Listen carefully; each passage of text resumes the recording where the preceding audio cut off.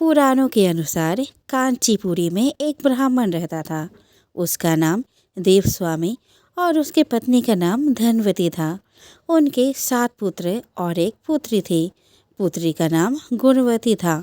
ब्राह्मण ने 7 पुत्रों को विवाह करके बेटी के लिए वर खोजने अपने सबसे बड़े पुत्र को भेजा।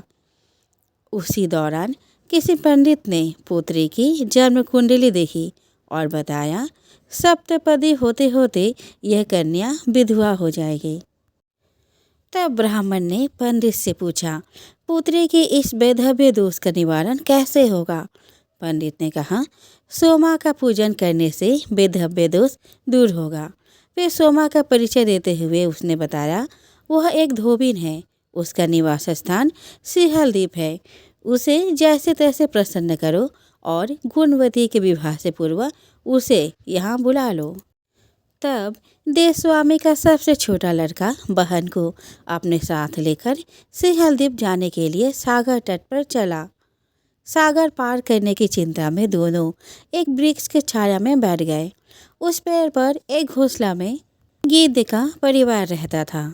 उस समय घोंसले में सिर्फ गिद्ध के बच्चे थे। गिद्ध के बच्चे भाई बहन की क्रियाकलापों को देख रहे थे। सायंकाल के समय उन बच्चों की माँ आई तो उन्होंने भोजन नहीं किया। वह अपनी माँ से बोले, नीचे 2 प्राणी सुबह से भूखे प्यासे बैठे हैं। जब तक वे कुछ नहीं खा लेते तब तक हम भी कुछ नहीं खाएंगे। तब दया और ममता के वशीभूत गिद्ध माता उनके पास आई और बोली, मैंने आपकी इच्छाओं को जान लिया है। इस वन में जो भी फल-मूल कंदमूल मिलेगा मैं ले आती हूँ। आप भोजन कर लीजिए। मैं प्रातःकाल आपको सागर के पार कराकर सिहलदीप की सीमा के पास पहुँचा दूँगी। और वे दोनों भाई बहन माता की सहायता से सोमा के वहाँ जा पहुँचे। वे नित्य प्रातः उठकर सोमा का घर झाड़कर लीप देते थे।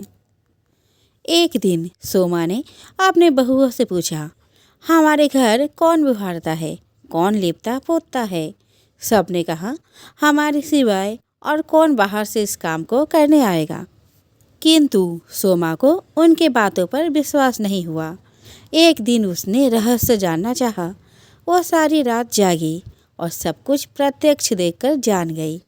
सोमा का उन बहन भाई से वार्तालाप हुआ। भाई ने सोमा को बहन संबंधी सारी बात बता दी। सोमा ने उनकी श्रम साधना और सेवा से प्रसन्न होकर उचित समय पर उनके घर पहुंचने का वचन देकर कन्या के वैधव्य दोष निवारण का आश्वासन दे दिया।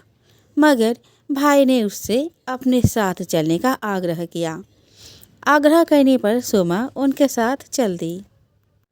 चलते समय सोमा ने बहुओं से कहा, मेरी अनुपस्थिति में यदि किसी का देहांत हो जाए तो उसके शरीर को नष्ट मत करना, मेरा इंतजार करना। और फिर सोमा भाई बहन के साथ कांचीपुरी पहुंच गई। दूसरे दिन गुणवती के विवाह का कार्यक्रम तय हो गया। सप्तपदी होते ही उसका पति मर गया। सोमा ने तुरंत अपने संचित पुण्यों का फल गुणवती को प्रदान कर दिया। तुरंत ही उसका पति जीवित हो उठा। सोमा ने उन्हें आशीर्वाद देकर अपने घर चली गई।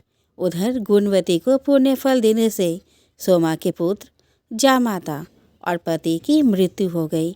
सोमा ने पुण्य फल संचित करने के लिए मार्ग में पीपल वृक्ष के छाया में विष्णु जी का पूजन करके 108 परिक्रमाएं की।